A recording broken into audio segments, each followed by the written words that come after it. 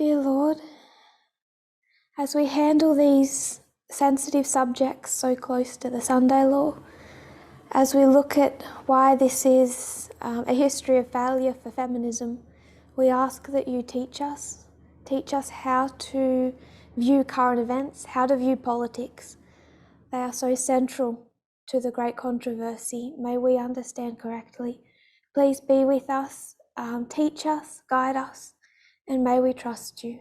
In Jesus' name, amen.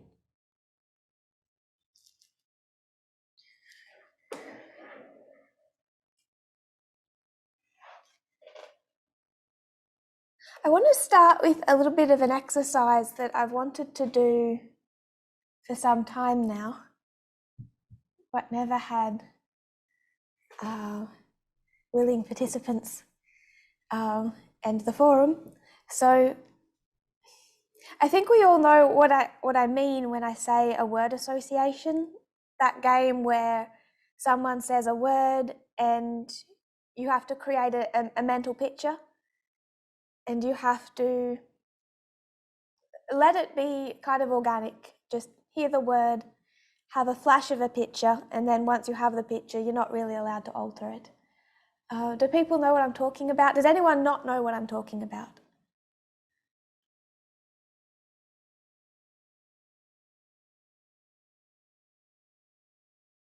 If there's no hands, I'm going to assume everyone knows what I'm talking about. So if I was to say some words and you were to have that mental picture, if I was to say tree, picture a tree, house, flower, God. So maybe this would have worked a few years ago a little bit better. But when I say God, what's the visual that's created? So don't answer that now. It's just without going back in and trying to alter the image once it rises. I'll keep going. Moon, book, fry pan, goddess.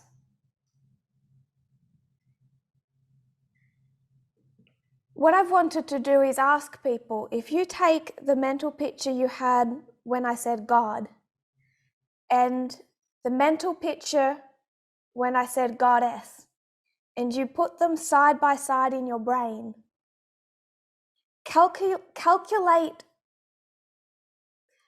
approximately the age difference between the two pictures. It's the age I want to see.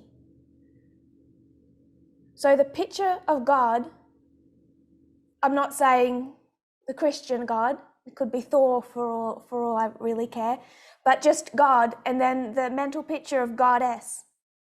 Did anyone not have an age difference? Does anyone want to play ball with me?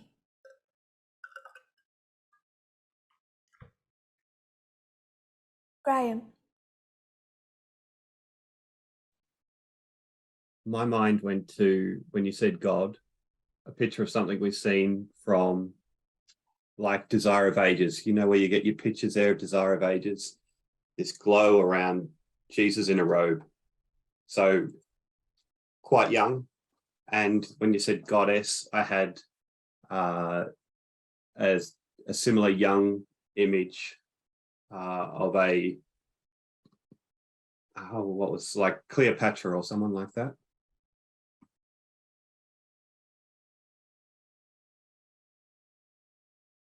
I think it's cheating to use Jesus though. I'm not looking for the incarnation, but I see your point. I could see what happened there. I can't fight with what was the picture that arose. Whatever rose. Does anyone want to confess to having an age difference? I had an age difference. Oh, sorry. I should have put it in the thing. Oh, good, Lynn. You had an age difference. How many years do you think? Well, God, the picture was like the white flowing beard type thing, so very old, so maybe 60s, 70s, 80s. But and then the goddess would have been probably 30s to 40s, so quite a significant age difference, really. And it wasn't what I wanted to think. It was like trying to let my mind just think it without correcting it. So Yes, I understand. James, you had an age difference, and I'm assuming the other hands as well are all indicating the age difference. Similar to her, but not so old. More with God, it's younger, middle-aged, and the females are probably just a bit younger, maybe 10 years or so. I would 20s and 50s rather than like 30s and 60s. yeah, 70s. like that, yeah.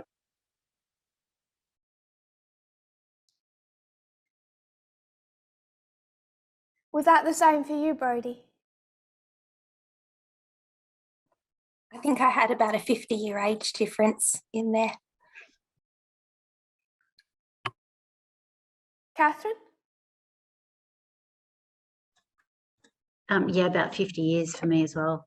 About a 30-year-old goddess and probably 80 for the older man on the throne.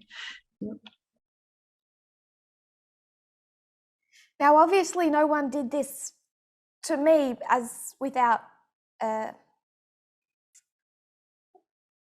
surprise, but in investigating my own brain, I would say I'd have about a 40-year age gap between what just comes up when I think of God versus what comes up when I think of a goddess.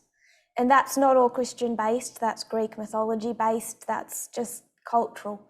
Unless you start thinking of a goddess and people think old woman, I think what they're doing then is they're tending to, I think their brain has switched out goddess for witch. But when you keep it as God versus goddess, then then what I've seen in my own experience, in other people I've spoken to, for the vast majority, it's about a 40, 50-year age gap between the mental picture of a goddess and the mental picture of a god. I've wanted to do this to, I guess, just to make the point of what we're doing when we critique the terms that we use in this movement, when we critique language, where we call each other brother and sister, or someone an aunt, or he is an elder, even if he's not ordained, all of that language that has at its root, whether it's subconscious or conscious, a gendered root. What we are doing as a movement and as leadership is it is psychological warfare. It is mind games, because the problem is not in the terms so much, or the terms themselves. The problem is in our brain wiring. It's how we're wired. And our issue with these terms is how that psychologically impacts with our inbuilt cultural biases. I don't think that how we picture a god as older is all Christian based. It's just cultural. You could watch a Hollywood movie and get the same idea about a god and a goddess, but it also shows us what culture worships in men versus what culture worships in women. It shows why a culture treats older women a certain way, while culture tends to ignore the voices of older women, whereas sees the voices of older men as being associated with power and wisdom. It has so many deep-set cultural implications. So it's just fascinates me when people in the movement continue to feel attacked or to push back when we are asking them to stop saying brother or sister, especially when women are saying, please stop calling me sister. I think it's so misogynistic and downright abusive to not listen to the terms that someone wishes to be called by. But what we are all doing is trying to fight that wiring in our brains. And some people have asked me about the pronouns we use for God. Can't we just say goddess? Won't that fix everything? And I think this touches on why it really, really wouldn't. Because if we just say goddess, all we're doing is moving away the 60, 70, 80-year-old for the 20, 30-year-old version. It does nothing to change our brain wiring to picture God as female. All it does is give us a different cultural version of what a goddess can be. Young, attractive, jealous, but in a different way. Probably a little bit manipulative, plays games. All of the cultural ideas associated with a goddess. Of course, the nurturing, all of those aspects. And we end up with a Mary, you know, the young 20-something Mary, as opposed, and I'm sure she wasn't that young, but we just substitute that for the 60-year-old, grey-haired, bearded, elderly male. So I think we should consider why we're doing what we're doing with some deliberateness. It helps to change our practices, but if we really know why we're changing them, the fight we're having with our own brain wiring, I think it makes it more powerful and helpful. If someone slips up and calls me sister, that's okay. But if I've asked them not to and we've explained the problem with their brain wiring and they continue to, I think there's a major problem in how much they think sexism is an issue in society and in themselves. So thank you for accommodating me. We said a fair bit last week. We have gone more into the issues with the left wing than I initially intended to state, but I think we've gotten to the point where I'm being fairly explicit with what I believe the problem with the left wing to be. There's also been an article shared this week on feminism that laid out some of the reasons that the Sunday law becomes inevitable when feminism fails amongst Democrats, amongst the left wing. Obviously, that indicates a much larger problem with the left wing if feminism is so unpopular. There's another article that's not yet shared but will be soon, addressing feminism as well, and again touches on left-wing failure. But I want to take a little bit of time and just go through a review, and you can stop me at any time, just put your hand in the chat, and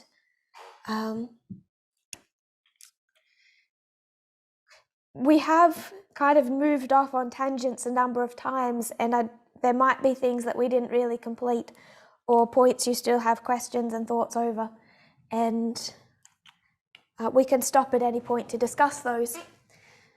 We began with a question that was asked. We were meant to be studying, is that going to focus? Meant to be studying 1888, but someone asked, how do you sift media? And the focus was on generally left-wing media or trustworthy sources. We weren't considering how to sift Fox News because we just don't bother. So how do you sift left-wing media sources? And before going much further, I wanted to prove, first of all, that we even needed to. So I really wanted to nail in that point that the left wing needed to be sifted in the first place. If you're going to sift media, then they must have issues. They must have problems that are endemic. So let's prove that they have endemic problems and then analyze what those problems are so we can all spot them. Grey zone proof of problems. Grey Zone, Max Blumenthal, we went into that history. Then we left it there for a moment and said, well, what does it mean to be left-wing in the first place? And we defined, we went to the Midnight Cry and explained 2018 why we are left-wing.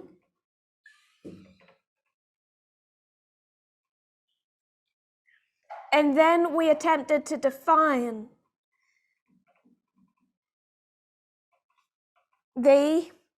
I would say the fundamental difference between left-wing and right-wing politics. There's quite a number of differences, but we wanted to get to a fundamental root,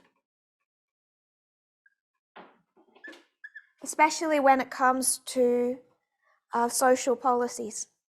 So defining the left wing, the right wing, the differences between the two, we discussed left wing was equality over freedom, and right wing was freedom over equality.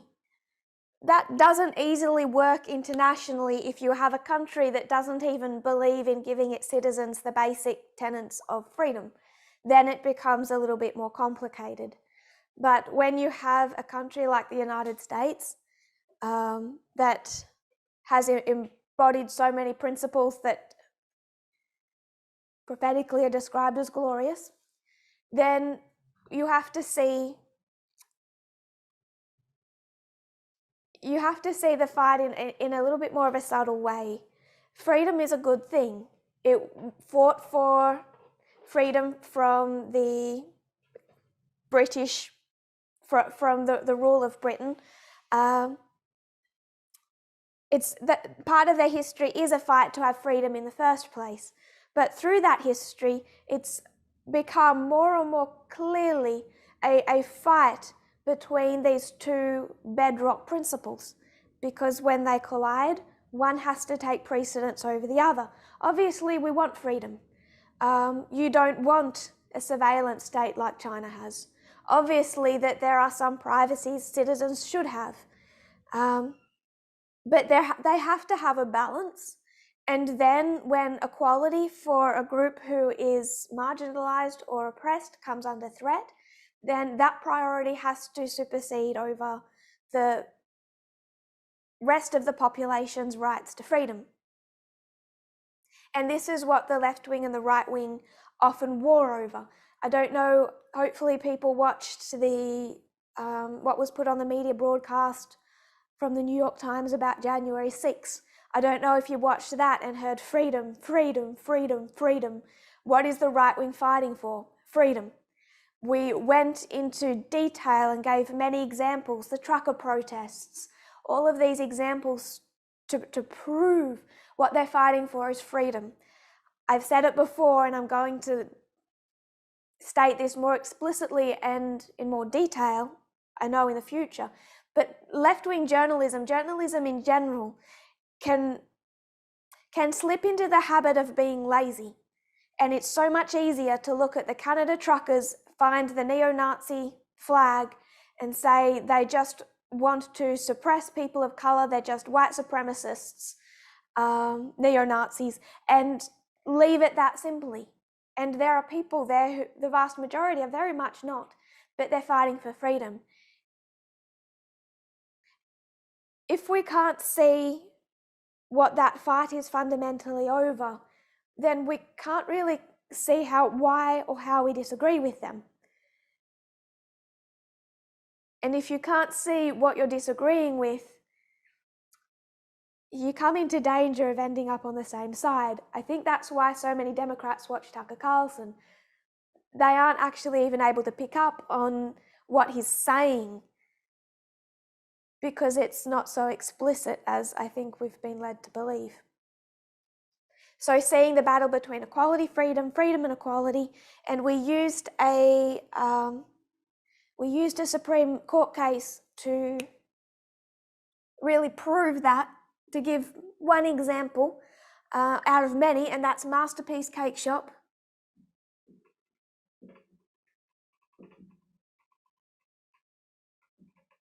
I'll just say cakes, versus Colorado, and I'll just do Civil Rights Commission. Civil rights, prioritize equality. Masterpiece Cake Shop was all about their freedom.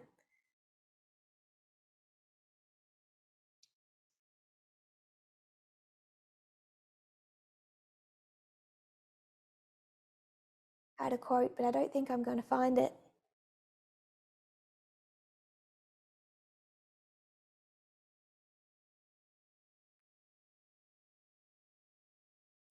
It ties back to a long history of this war between equality and freedom, and I touched on it, but you can really see it when it comes to the Civil Rights Act of 1964. Quite a lot of the opposition to the Civil Rights Act was by people who vowed that they were not racists. They were against government-enforced segregation, but they were also against government-enforced integration. And the Civil Rights Act, it ended government-enforced segregation, but it brought in government-forced integration, most clearly seen in schools, but also in many private businesses. And many people opposed the 1964 Civil Rights Act, Goldwater being one of them, who was one of the foremost people who brought libertarianism into the Republican Party. Goldwater opposed the 1964 Civil Rights Act, and he did so with a lot of guilt on his conscience, because he said he wanted racial equality, but he firmly believed in freedom over equality. The government should not be enforcing segregation. That was good that the Civil Rights Act brought that to an end, but the government should not enforce integration. So the government should not force schools to allow in students of colour. It should not force business owners, private business owners, to serve non-white patrons. So it's a long-term fight that has been ongoing between equality and freedom, but post second wave feminism, post Stonewall, it's become even more and more explicit that this is what the fight is about.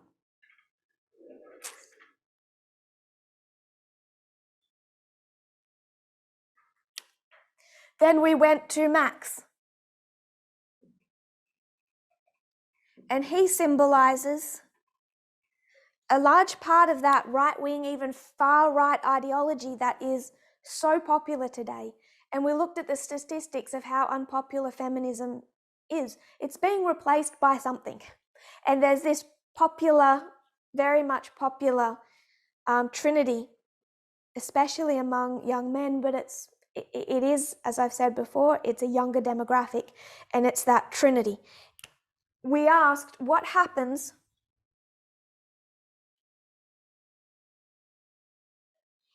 when you strive for absolute freedom?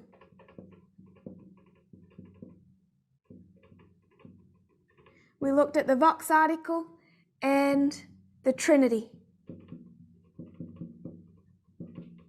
And that Trinity being libertarianism, atheism, and men's rights. Libertarianism, atheism,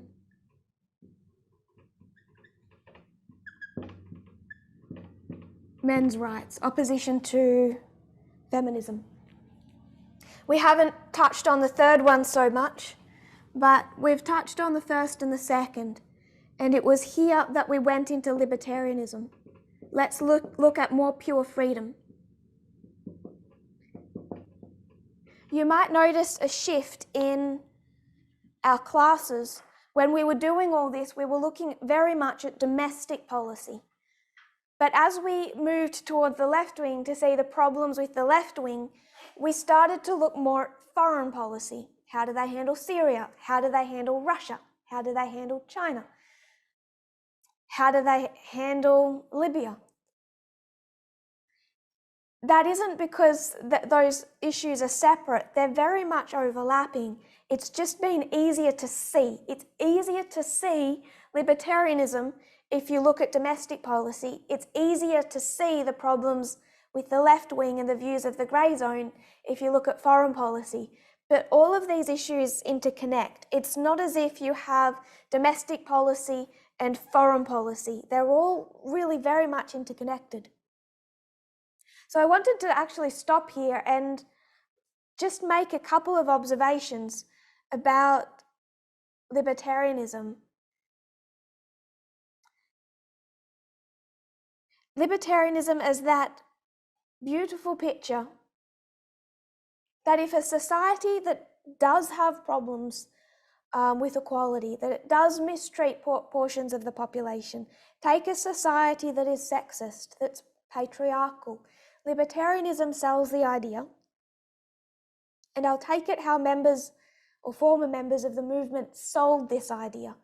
If there are sexist members of the movement, sexist men primarily, but also women, that have been abusive, then we should not remove them from classes. We should not reprimand them. We should not accuse them. What we should do is allow everyone absolute freedom. Freedom to attend what presentations they want, to attend camp meetings alongside women that they've mistreated. We should listen to them, hear their side of the story, as if we don't. We should just prioritize freedom, be non-accusatory, and not ever enact discipline. And then as this freedom-conscious movement progresses, then through dialogue, through friendship, through community, those who have wrong views will learn, they will grow, they will change, and we can all just get along without punishing people or accusing people. And it's been an appealing message for quite a lot of people. Does everyone remember what we've said about libertarianism, the message it sells versus the reality? Or does anyone have any confusion or questions?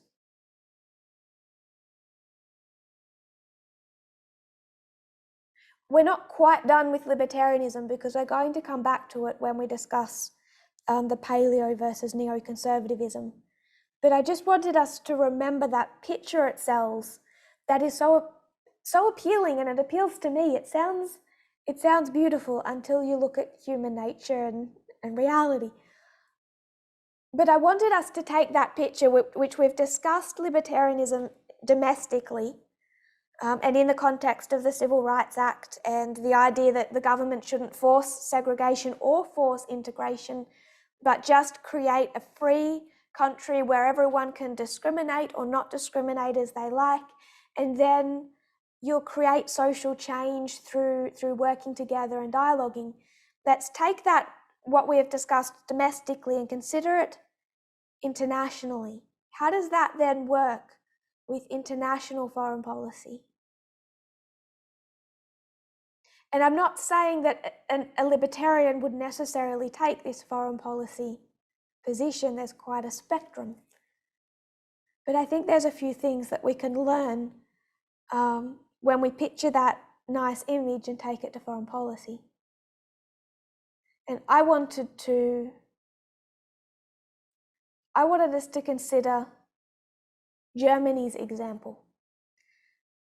The Guardian long read was really good this week. I don't always read them because they're long reads, but The Guardian did a long read this week on Germany's dependence on Russia. And as I read that long read, it really stood out that Germany had that same beautiful picture as libertarians sell in the United States. And it was interesting seeing that play out internationally in the way Germany has related to not just Russia, but China, especially Russia and China, but authoritarian countries in general. What Germany did right back in the 1980s, right back in the history when the Soviet Union was still in existence, was they had this belief, and they had a term for it, Wandel durch Handel, which translates as change through trade. What they really fought for, and this was, you can trace it right back to that history, but it's also been through the 2000s and right up until very recently, the belief that trade and dialogue can bring about social and political change. So through the history of the Cold War, especially those last decades, Germany and the United States were on very different paths in how they wanted to handle the Soviet Union. The United States, obviously with a lot of variety between presidents, but certainly by the time they get to Ronald Reagan, they're wanting to be quite aggressive with the Soviet Union. They're wanting to challenge them. There's a space race, there's an arms race. Germany had a different position. Germany held and has held until recently, and still some today, this belief that that doesn't work.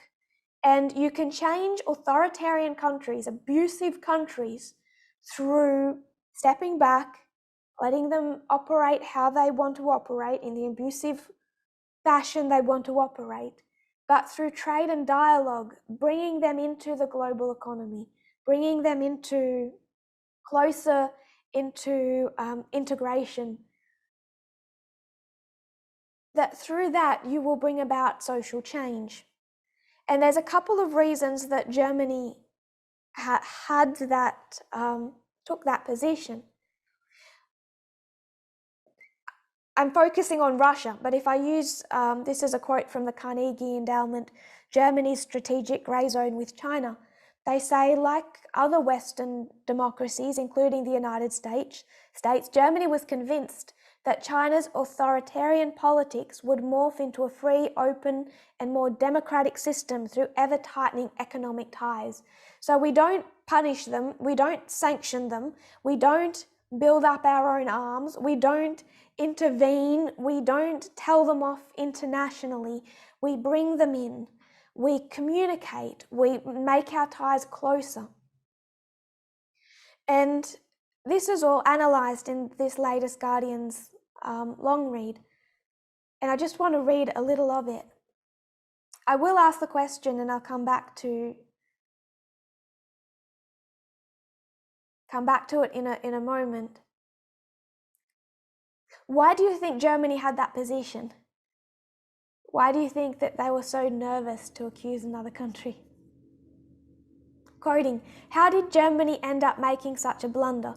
Some argue that Merkel should have seen that Putin was taking Russia in an authoritarian direction when he announced his return to the presidency in 2011. After Russia's invasion of Ukraine in 2014, Germany made no move to stop importing Russian gas. And although Merkel threatened to introduce crippling trade sanctions, German industry convinced her to hold back. But some blame a more persistent misjudgment stretching back 50 years, based on a fallacy that our authoritarian, abusive countries can be transformed through trade. Why do you think Germany has this kind of psychological position?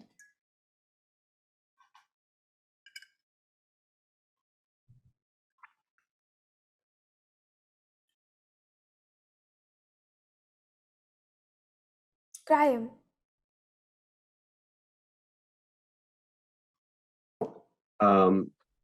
Is this something that they would have liked done to them during the Second World War to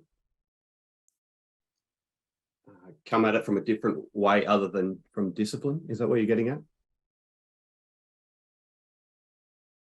I think if that's as a complete answer as you want to give, I might go to Josephine and then, so I don't give my thoughts while people are talking. Is that okay?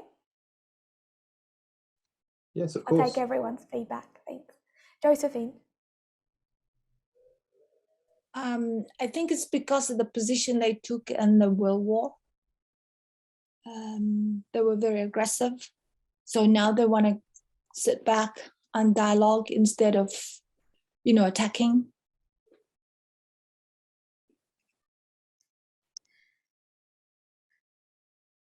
I'll comment in a moment. Thank you. Molly?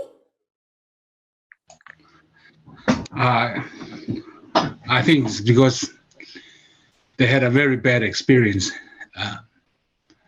in the Second World War, and they don't want us to go through it again. So they rather dialogue and solve the problems, and instead of putting sanction and discipline and all that. I think you've touched on what those kind of investigating the roots of Germany's hesitancy have said. The article quotes Thomas Urban. He's examined the psychological roots of Ostpolitik. They're really quite libertarian foreign policy attitude. And he pinpoints two emotions in Germany's relationship with Russia: nostalgia and guilt. So nostalgia is particularly the memory of Bismarck, who saw the alliance with Russia as an anchor of stability in Europe. So it's going back to pre-World War I, where Bismarck, who was quite important for them, believed that you could keep stability throughout Europe through alliances, and that there is still some nostalgia for that type of position, even where countries have differences and issues, that if you just keep alliances, that you can have stability. But I think the more deeper underlying one, which I think Josephine, you particularly articulated, is guilt. There was the feeling of guilt because in 1941, Germany attacked the Soviet Union and killed millions. It meant it was difficult to criticize the Red Army or the Soviet oppression, since to do so means they were not recognizing the greatest crimes in history, particularly Germany's, heavy on Germany. And because of that, it made Germany blind to the black side of the Soviet Union. So they're going back to the history of the Cold War, when the United States was taking an aggressive position in opposition to the Soviet Union, and Germany was much more gentle. And there's the nostalgia, but there's also the guilt, and that guilt has blinded their view, where not only are they unwilling to rebuke another country's human rights violations or another country's imperialism, they also had trouble seeing it.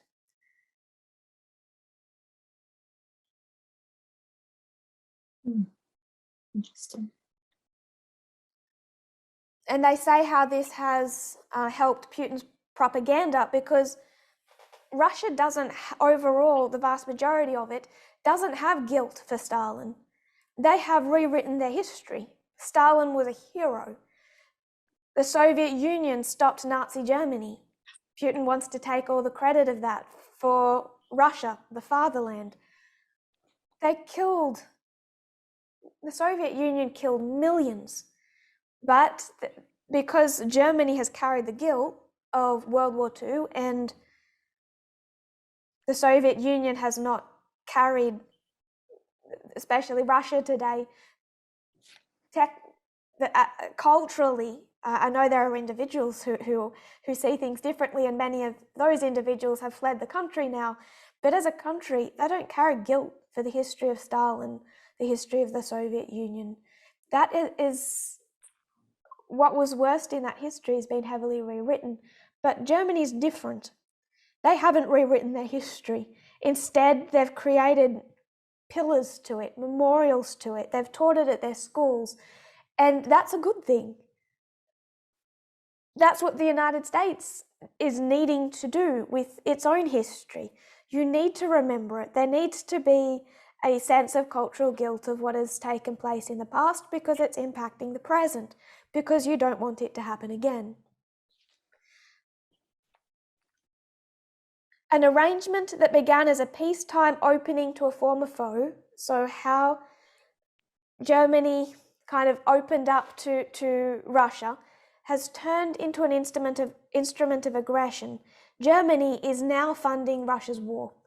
In the first 2 months after the start of Russia's assault on Ukraine, Germany is estimated to have paid nearly 8.3 billion euro for Russian energy, money used by Moscow to prop up the ruble and buy the artillery shells firing at Ukrainian positions on Donetsk. In that time, EU countries are estimated to have paid a total of 39 billion euros for Russian energy. This is more than double the amount that European countries have given to Ukraine to help defend itself. So if Zelensky doesn't seem super grateful, as much as he's been given to help defend his country, Russia has been given double that by the European Union to pay for Russian energy. And that has been something that has been developing for decades. Nord Stream 2 was an agreement between Germany and Russia for Russian energy that bypasses Ukraine and further weakens Ukraine, makes it weaker in the face of Russian aggression. Germany signed onto Nord Stream 2 in 2015, a year after Russia invaded Ukraine the first time. So if Zelensky doesn't seem super grateful, then... But why has Germany taken this position? Quoting the historian Timothy Snyder, for 30 years, Germans lectured Ukrainians about fascism. When fascism actually arrived, Germans funded it and Ukrainians died fighting it. So Germany's beautiful picture, I want to describe it as a libertarian picture, that when you have an abusive country, which I would bring in, I'm substituting for the idea of an abusive individual. When you have misogyny and abuse in a person, substitute that for a country. When you have that, the idea that through trade, through integration, they invaded Ukraine, but don't make them uneasy. We'll sign Nord Stream 2, Putin's reasonable, he'll back down, we'll engage in dialogue. Even in 2021, as he started preparing on the border of Ukraine and France and Germany are saying, dialogue will fix this, dialogue will fix this, Putin won't invade, he's not going to do that. So much of that is this same kind of wishful thinking, that you don't need foreign intervention, that you don't need a military, that integration and trade, that beautiful picture, can solve these kinds of problems. And now Ukraine is paying for it. And Germany's, the approach Germany has taken to Russia is under intense scrutiny. Not just intense scrutiny for what it's done the last few years, but why did they sign on to Nord Stream 2 in the first place? Why did they take the approach of the last half century? And I think this has a lot of domestic lessons to teach us about the United States, but also about how the United States should allow its past transgressions, the Iraq War as a recent one, and more historical transgressions, slavery. How much should that affect the United States' willingness to engage with foreign countries today?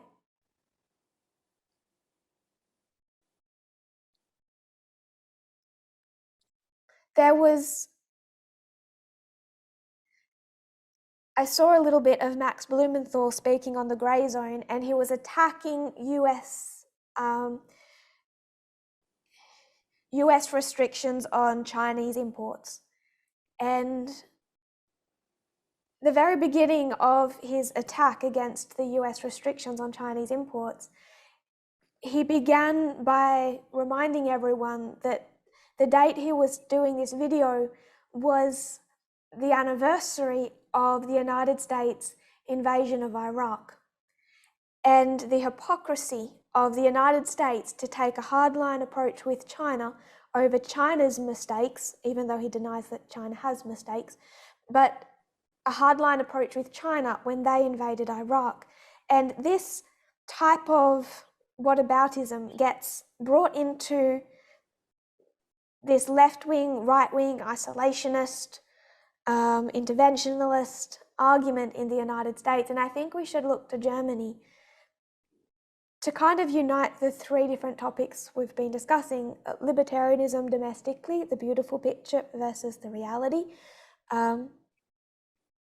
America's own transgressions versus whether or not intervention is necessarily a bad thing, and then consider it in the context of not just Germany, but Europe's slow response to rising human rights abuses in Russia.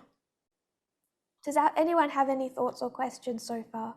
Does it make it, is that clear what we've done, that we've taken the discussion we had on internal libertarianism, that beautiful picture, and kind of compared and contrasted it, mostly compared it to how Germany approached the Soviet Union and Russia?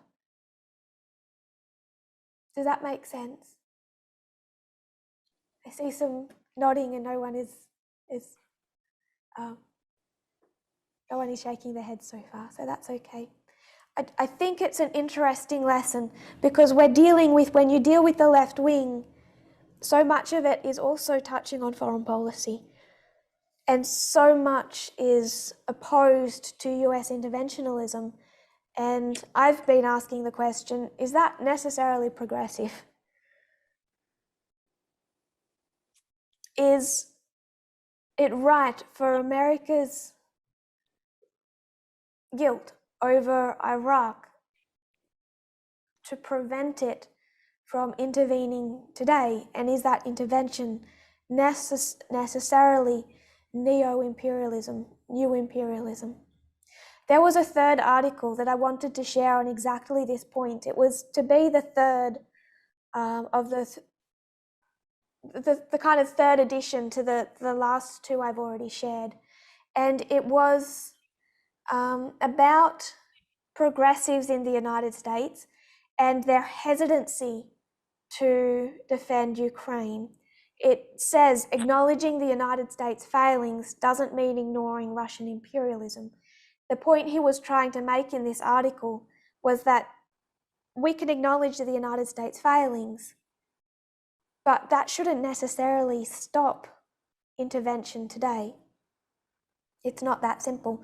I'm not going to share that article because on rereading it, I had too many problems. And perhaps once we get further on in sifting, perhaps then I'll give it out and ask us to actually discuss what's wrong with it. But I don't want us to try and analyse what's wrong with it now. But there were things that troubled me to the point I've decided not to share it. So at the moment, we just have those first two articles, and please reread them.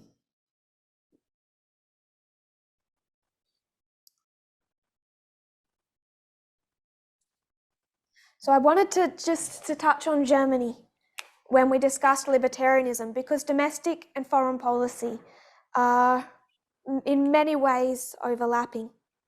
Then we discussed atheism.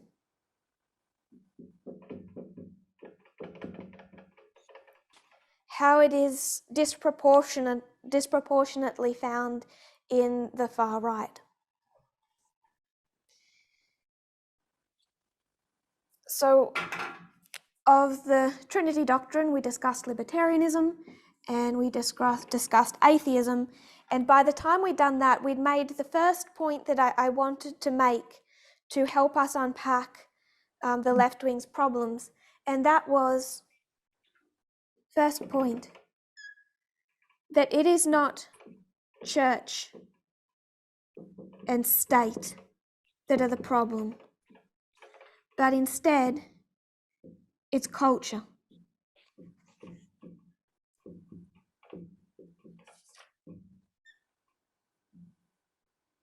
Which is why we have heard and discussed so much about a culture war.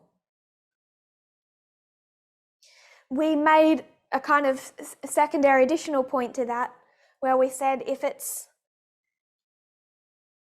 is this type of political culture war, how do we also then view the Great Controversy? And we made the point that the Great Controversy itself is also a war, a political election. So that's kind of a separate point, but it was an important one. So I'm going to add it in there. Great controversy equals an election. An election between two political parties, two different ways of governing, equality over freedom, or an alternative that was offered in heaven and then Eden, freedom over equality. This is about as far as we got before we were forced to bring all this back in. So we're back to the start again, and that's particularly what I wanted us to see in reviewing, that we went back, at this point, we went back to the grey zone, but we expanded it to again prove there's a left-wing problem. But we can do that once we have broken down this, and then we are building it back to discuss how we sift media. How do we sift the true stream? Because we shouldn't even be swimming in the wrong one. To help explain why the grey zone and the right wing, really far right, seem to agree on so many things, we began to explain neo versus paleo conservatism, and this is where we will continue. Unless anyone has any thoughts or questions about what is on the board so far or where we've been. Everyone's fine with that? Okay, great. Can someone explain to me the difference between paleo and neoconservatism?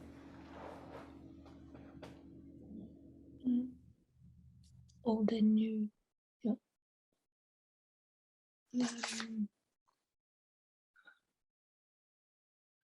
Who would explain for me? I'm not entirely sure who's participating tonight, so I won't pull people out just in case. Brody. So if I remember right, paleo means old, and it's historical or the original, and neo means new.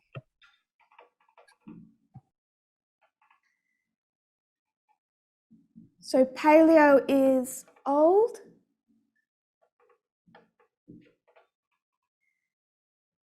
Can you think of other times you've heard the word neo before?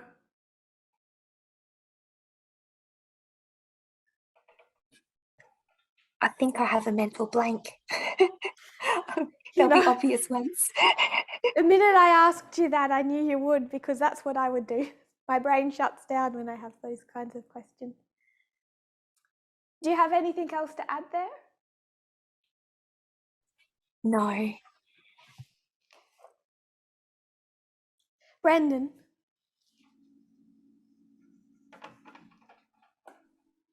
I'm not sure where I've heard neo, but I was going to just add a bit more on old and new. One is they intervene, and one is an isolationist viewpoint when it comes to foreign policy. I think that's the easiest way in one sentence to divide the two. It has a plethora of implications though. So paleo old is isolation. And you've told us that neo new is intervention.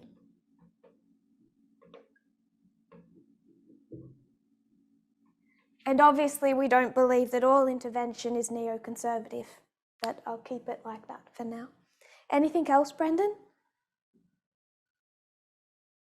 No, that's it. Josephine. I think I might have heard you wrong because I was thinking of the word neo attached to some other word. Maybe I'm way off the chart. I think of neonatal, neo-Nazi. Yes. No, that's exactly right. Oh, okay. Do you have any others? Sorry, I interrupted. That's all right for now. I've got those two. Neo-Nazi. Today people who espouse Nazi ideology, it's not exactly like the Nazi ideology of the 1930s and 40s. So rather than just refer to it as Nazism or to refer to someone who is like that as a Nazi, it's now neo-Nazis. And that's quite possibly where you might have heard the neo term most frequently used. It's the same fascist ideology, but it's kind of a new manifestation of it. Good word. So I just wanted us to see, we've heard this quite a lot, and we might have heard it subconsciously or not picked up on it, the new connotations. I think there's others as well, but neo-Nazi is the one that comes to mind. Thank you, Josephine. Sharon? I was just going to say neonatal is the word we often use to refer to newborn babies or even babies that are born like prematurely. You know, I heard Josephine say neonatal and I couldn't remember what it meant, so I just concentrated on neo-Nazi. So thank you, someone that knows what they're talking about to educate us. So it's a new baby. Is that too simple? It's that new concept of new? Yeah, that's perfect. Okay, thank you. Molly? I thought that the Bellio is sort of talking about conservative ideology, and neo is sort of a change. There's especially with the cultural. Sorry, I missed a word in there. You said paleo is conservative. What did you say neo was? Neo is a required change. So that there's changed. Yeah, especially change. when we shift our ideology from right to left. These are both conservative in the context we're discussing them. So it's still right wing, but they're different variations of right wing conservatism. I still think that your point is valid. I've not necessarily proven it yet, I suppose, if some people are questioning it. But I would say paleo is much further right wing. So neo is less far right. Paleo is what developed into the alt-right. Is that okay, Molly? Yeah. Are we disagreeing, or I think I'm understanding you correctly? No, I agree with that one. Yeah. Thank you. Catherine? It's a bit of a question. Would it be accurate to describe one of them as wanting to spread their culture everywhere around the globe, and the other one is wanting to preserve their culture by building a bubble around it or a wall around it?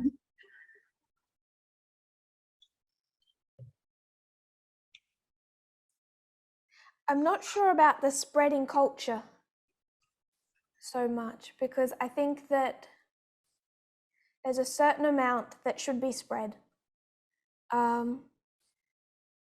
I suppose my hesitancy with the spreading culture part is, are universal human rights cultural? And if they're attempting to spread universal human rights, they're not attempting to spread Western culture, because universal human rights are not Western culture, which I know that you and I agree on, so I don't think we're disagreeing there, just on the wording of spreading. So and- them being conservatives, are you saying that they were concerned with the human rights of other countries and not just their own, spreading their own culture? Like, one sounds good and one sounds bad, but do you think that someone like George Bush was, well, his motivation was more to do with the human rights than sort of Americanizing the world, the other countries, or dominate? I guess I had this picture of them just sort of wanting to dominate or something. I don't know. If that's how you meant it, then I agree. Okay. But I think I would agree with both. Okay. I think that George Bush was motivated by suppressing a country that he saw as a threat. Mhm. That kind of need to dominate and have this invincible army and be the unilateral most powerful country on earth was a motivating factor. I also believe that with a degree of arrogance and a degree of naivety, they genuinely believed that just by toppling a government, they could bring equality, human rights, freedom, and a democratic government to Afghanistan. I think that was incredibly naive and arrogant, but not necessarily a wrong motivation. Okay, thank you. But so I think I would agree with both points there.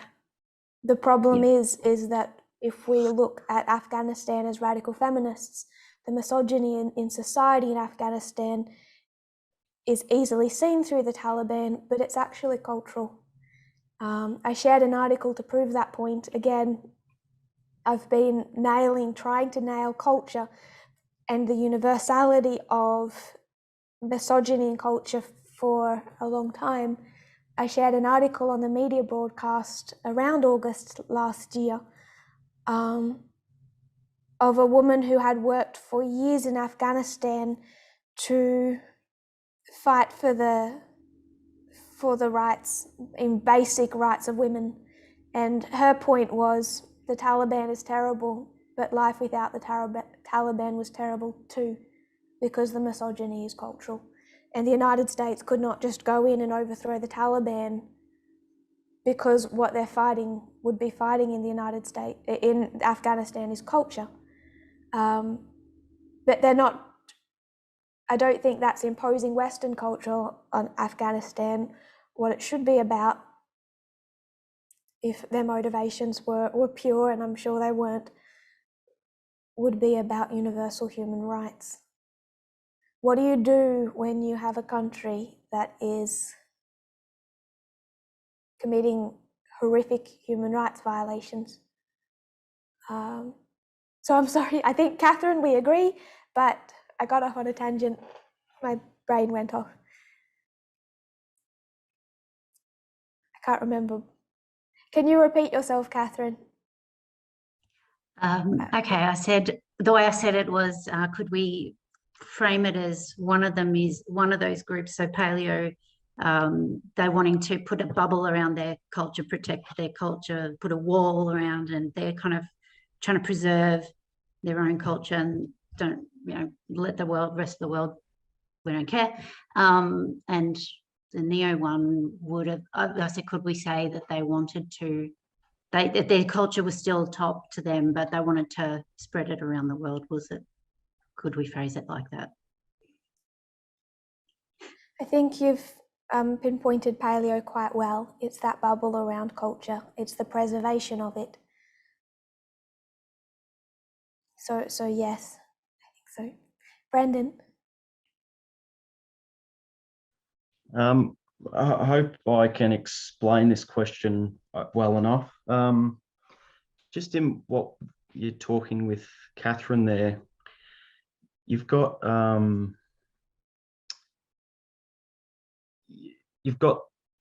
so the group that brings in the Sunday law is the paleo, or the old, or the isolationists.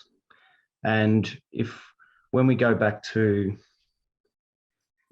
prophecy leads us, we would think, well, on the board, you would write up on the board and say,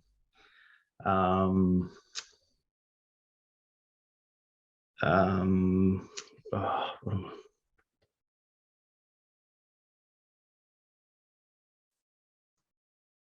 so the America would be the ruler of the 10 kings, as an example, and so they would be they would dominate the 10 kings. But when I look at, how does that work when I look at the paleo isolationists? Because now the neo or the interventionists are dead. And how does America now dominate the 10 kings when they're isolationists and now they're not interventionists? How do we see that now? Because are they now leading by a looking inward nationalism that then that spreads globally? Am I asking the question okay? You are. Because now we're looking at something different now, because originally my original brain would have thought, well, if America's the boss of the 10 kings, that would make me automatically go, well, isn't that the neo?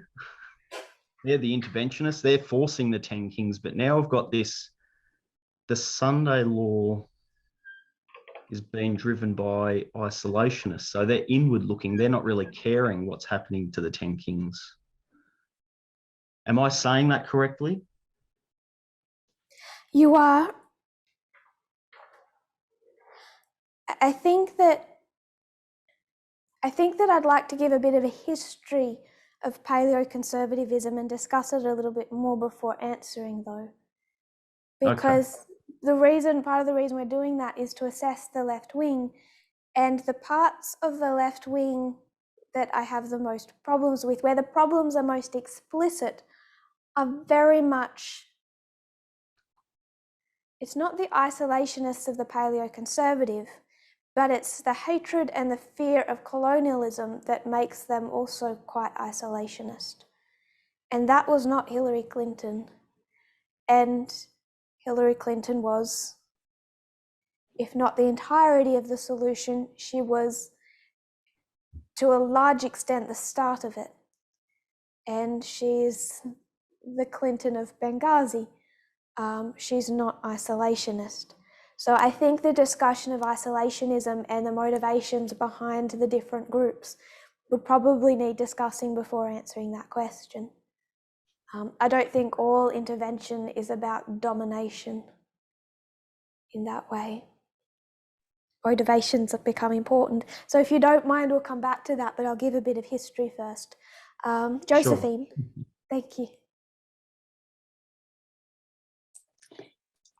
I've got a few words floating in my head. I just wondered if they fit into the discussion at the moment, like a new manifestation, same entity, only worse. How does that have any connection at all with what we're talking about right now? And I'm thinking prophecy, going back to Revelation, Daniel, sixth head, seventh. Maybe I'm digging around the wrong place. I'm not sure how to answer that right now.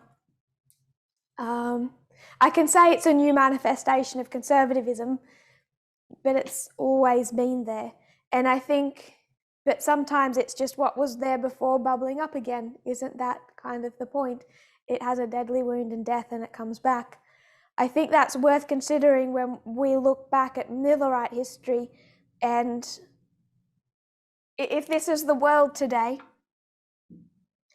and we believe that it's the Sunday law test is, if we believe that the Sunday law test is global, then all of these become little countries. And you have Ukraine. I won't make it the biggest one. Let's say you have China and you have Russia And you have Uganda. And you have France. And you have the USA. If you were to take that, which is today, if you were to take that back and make that a terrible circle, USA, Millerite history, then you have all of these states.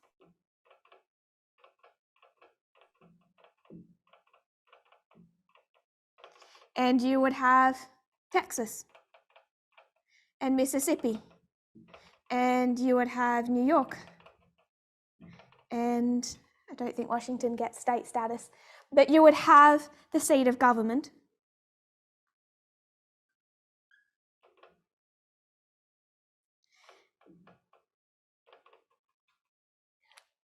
The wrong side of the debate in Millerite history, what was their excuse to attack the government, to secede from the Union?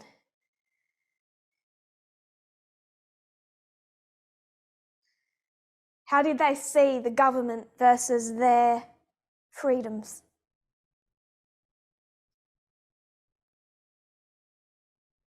Brendan. Well, it was states' rights, but it was the government intervening and interfering with their freedoms to do what they want to do in their own states. And what do you call that? When faraway government decides to intervene in your territory? I guess that would be imperialism. It's imperialism. Colonialism, imperialism. And I get that there's a difference because it's one country, but it's similar. You can contrast it. There's a difference. They are under Washington to an extent that Uganda is not under the United States, but it's the same issue. It's the same. There's also that comparison where what Texas is arguing is it is imperialistic for the government of, that's really the government, and they would argue it's like the government of the North. It's the northern states. It's not even their government. It's what the northern states have chosen to come over to our territory, and don't tell us Texans that racial rights are universal human rights. That is cultural imperialism. It's a similar argument to what has been discussed in the first article I shared by the UN Human Rights Commissioner. What are some countries arguing? They're not saying, it's okay, France, be Islamophobic, France, because we know that racial rights are culturally interpreted. That's not an argument being made today. The argument being made today is that gender rights, rights for women and rights for LGBT people are not universal, but must be defined by cultures, internal cultures. And they will say the West, because it usually works out this way, for the West to come into our culture and speak about, promote, try to force through universal human rights for women is neo or new colonialism, neo or new imperialism. That's the fight that the first article was discussing. That's why it was given the title, very deliberately given the title, because they know what the core issue was that he was fighting. Do not dare to tell me women's rights are not universal. Do not dare to tell me that LGBT rights are not universal. Hillary Clinton's speech, what was the speech she was famous for? I don't remember it exactly, but women's rights are human rights. Human rights are women's rights. They are universal. That's what she was fighting for. And by the time you get to 2016, that is what she's angry about. It's part of the reason she was the solution to the problem. Not many people, not many women, Illinois even, AOC, they are not thinking that way. They are not fighting for that. Therefore, they are part of the problem and not the solution. So when we talk about intervention, and isolationist versus interventionalist. This is why I'm being careful, because there is a genuine danger of imperialism and colonialism, an extensive history of that. But when you have human rights violations, can the United States, like Germany did, say, well, we have done some terrible things and we have made mistakes in the past, therefore we should sit back and not be hypocritical and condemn another country for theirs? I want us to see that in the context of Millerite history. Does that make sense, Brendan? There's contrasts, but there's comparisons. Yes, thank you. I really encourage us to reread that first and the second article, especially the first. Ray.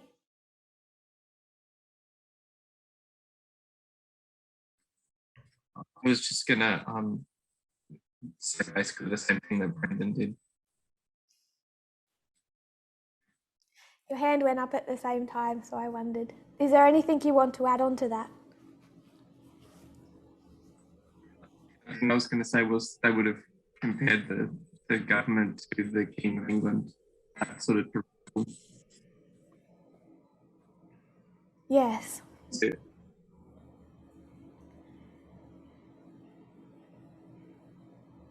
I want to suggest that paleoconservatism is old conservatism because it was so much in existence back here.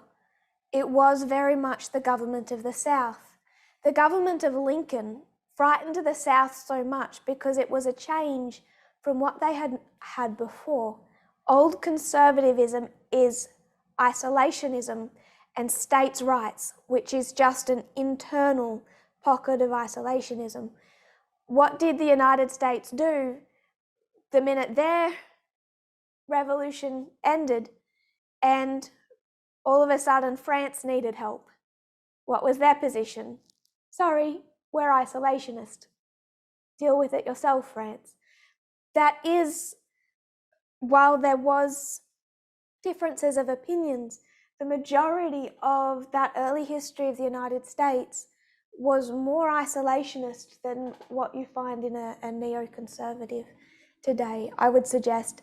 Therefore, I think that when they call themselves paleo, because that's something they call themselves, not that was given to them, they have a point.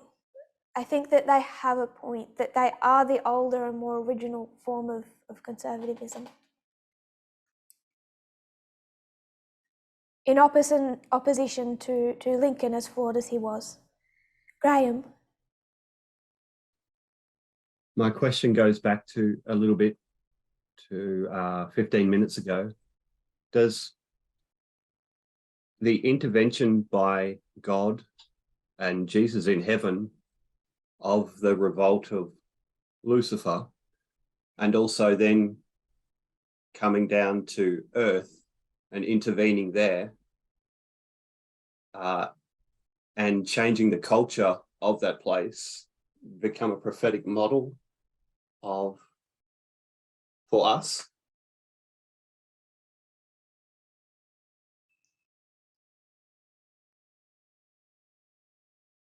I think that question is a very deep one.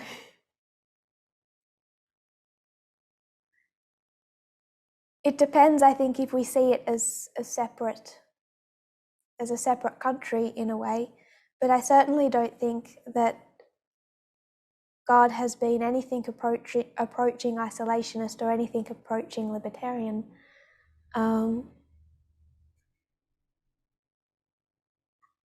I don't fully understand how the great controversy works.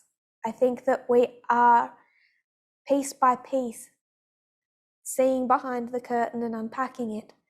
I don't quite get all the rules of warfare.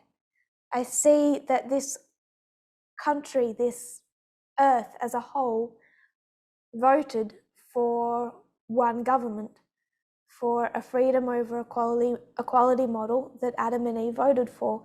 Therefore, Lucifer became king of this earth.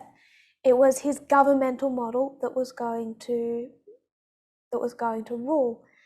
And then I've kind of viewed it as the Godhead really kind of as a shadow government, as an opposition government. And sometimes the opposition government can publicly fight, but they don't have that much power. So people ask, if God is real, why do such terrible things happen? It's because he's the opposition government. You don't vote Republican, then not be able to afford medical bills and say, why haven't you sorted out the healthcare system in the United States?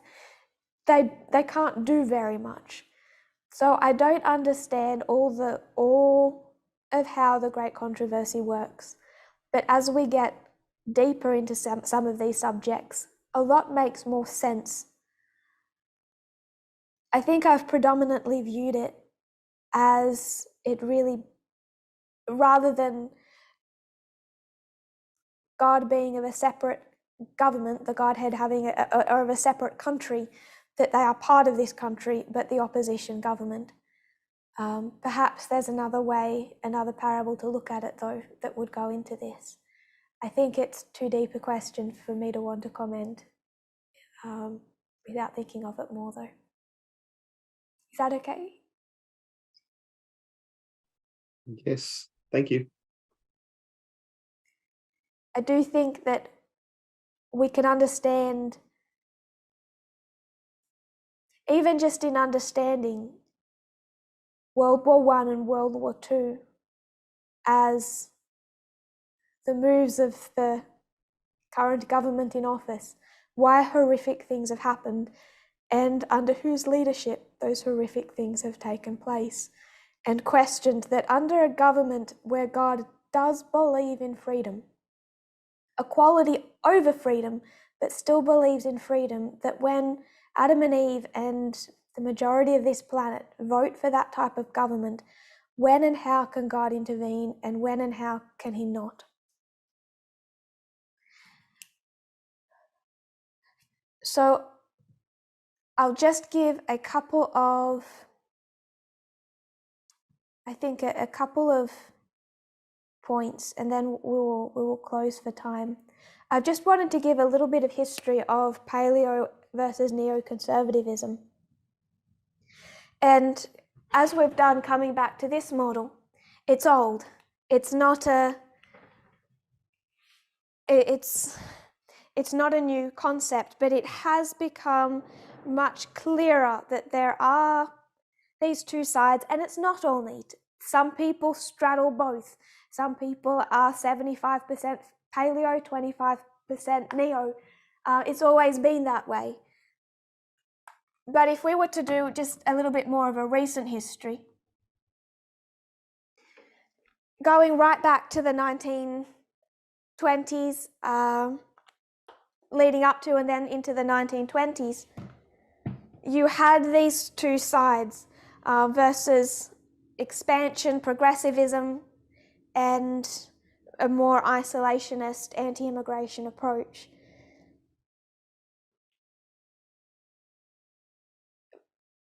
From what I have read, and I'm just going to scan through a few different sources that I've read, the paleoconservatism was powerful in the 20s and 30s, but the problem was everything else, less extreme conservatism, kept being so successful. Other models kept being so successful. The New Deal was quite successful. Then you come to the 1940s and you have World War II. And as you would expect, conservatives were split over World War II, whether to get involved, neoconservative, or to be isolationist and yet let Europe fight it out themselves, paleoconservative. The problem for the paleoconservatives is that the United States did get involved, and World War II was won by the Allied forces, and that made neoconservatism or interventionalism in general look really good. It made it attractive to people. So because intervention and the New Deal and these different forces of interventionism and progressivism was successful, paleoconservatism, isolationism, that more extreme right-wing ideology never really gained enough traction to make a major impact. Then you come to the civil rights movement, and conservatives began to reject explicit racism. It became less popular to be explicitly racist. And paleoconservatism kind of slunk even more into the background. Then when you come to the 1980s and 1990s, their voices, paleoconservatism, that old school isolationist, anti-immigration, kind of xenophobic, far-right ideology didn't have a major voice, but it had some, especially under Pat Buchanan. He's the most prominent apostle of the old right of paleoconservatism, particularly in the 1980s and 1990s, and he did hold, Pat Buchanan, positions of influence under the Nixon and Reagan administrations. He ran for president in 1992 on an America First slogan that they say echoed the 1940s isolationists, those who wanted to stay out of World War II, and previewed Trump. So paleoconservatism under Pat Buchanan in 1992, America First. They talk about Phyllis Schlafly. She's best known for defeating the Women's Equal Rights Amendment. She opposed the Vietnam War, isolationist, paleoconservative. Opposed Bill Clinton's humanitarian intervention in Bosnia and most international agreements since, paleoconservative, isolationist. They list some other paleoconservative writers, Joseph Sobran, who's a Holocaust denier, Taki Theodorakopoulos, anti-Semitic and racist.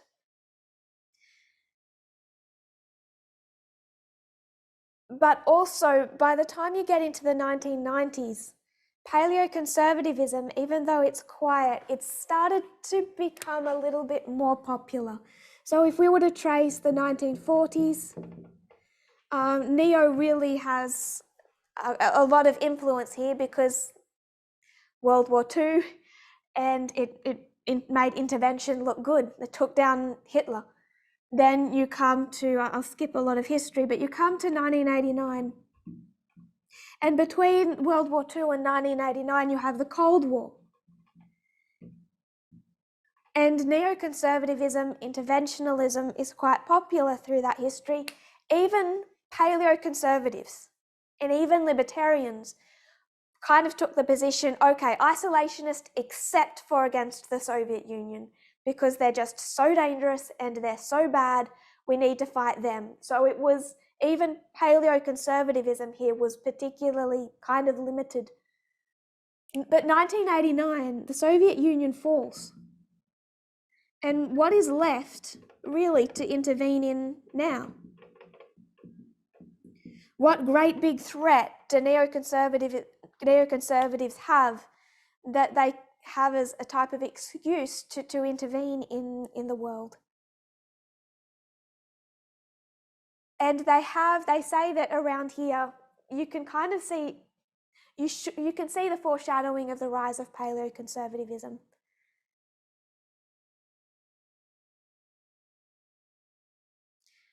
But what really took it down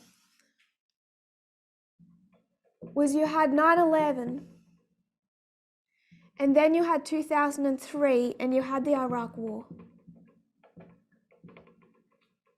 2003, and of course in that history, the Afghanistan War. 2008, you have the election of Barack Obama. 2009, he takes office. Just when the old right seemed on the verge of extinction, the world changed. First, George Bush's disastrous invasion of Iraq undermined conservative support for the hawkish foreign policy that had been Republican orthodoxy since Reagan. Second, the 2008 financial crash and the sluggish recovery that followed undercut the enthusiasm among voters, if not elected officials, for the free trade pacts that market conservatives promoted. So trade's also involved in this isolationist argument. The refusal of the increasingly paleocon House Republican caucus to pass Bush's troubled asset relief program in late 2008 was in retrospect a harbinger of the fissures that erupted in 2016. Third, the prospect that whites would soon constitute a minority in an increasingly multiracial, polyglot society inspired a resurgent rise in this fear of replacement. So 2008, but really 2009, there's a switch, and we'll stop here for time. But this is where you find a switch between neo to paleo.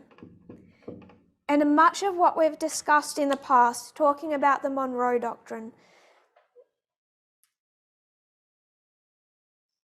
we're going to start here next week, and I'll add to that.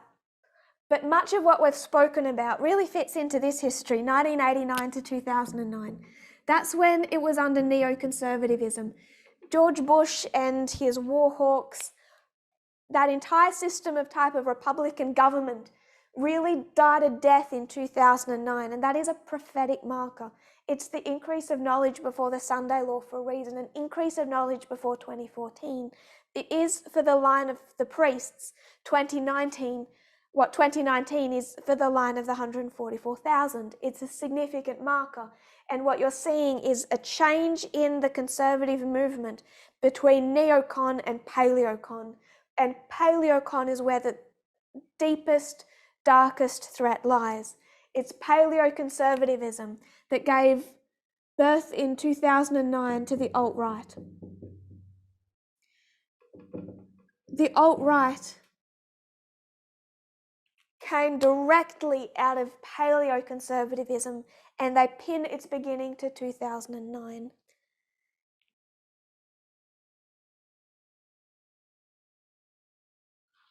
We'll stop here for time, but we'll start there again next week and talk about its rise. Talk about 2009 and the rise of paleoconservatism and some more implications of that. Again, the whole point of this is so that we can go into the left wing and analyse their mistakes. But if you have questions or thoughts, please try to remember them for next week. If I kneel, Josephine, would you mind closing in prayer for us? I don't mind. Thank you. I can do that.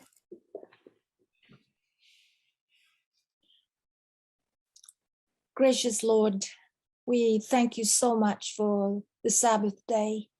We thank you that we can gather together as a group to study your word, to expand our minds, to search our hearts, to listen to the message you have given to your servant, and to embrace it. Thank you, Lord, for these exercises. It has taught us so much. We should count ourselves as very blessed to have instructions from above to help us to direct our footsteps, help us to navigate through complicated history, complicated times in which we are walking through. We look forward always to Vespers, because we know that our minds are going to be challenged, and we bless you and thank you and give you all the glory. Bless everyone that's present here tonight, and bless your people all over the world that would be listening to the videos. Bless our leaders, Lord, and thank you for being with us and walking together with us through history and through these times. In Jesus' wonderful name, we praise you. Amen. Amen.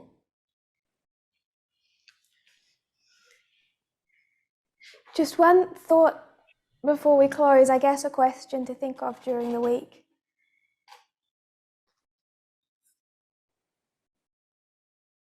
Trump's election helped promote, facilitate the rise of authoritarianism worldwide.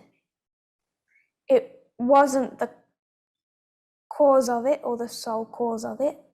Countries carry their own guilt, but it played a part in it.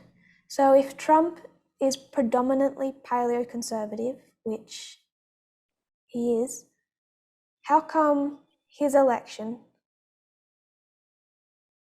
had that kind of international response? Keeping in mind that when we say authoritarianism, as a recent article made the point, is inextricably linked to abusive patriarchal culture. Just something to think about, to consider the 2016 through to 2022 impact of Trump's election internationally. That's all. I hope you have a happy Sabbath, and thank you everyone for participating so much. It's nice.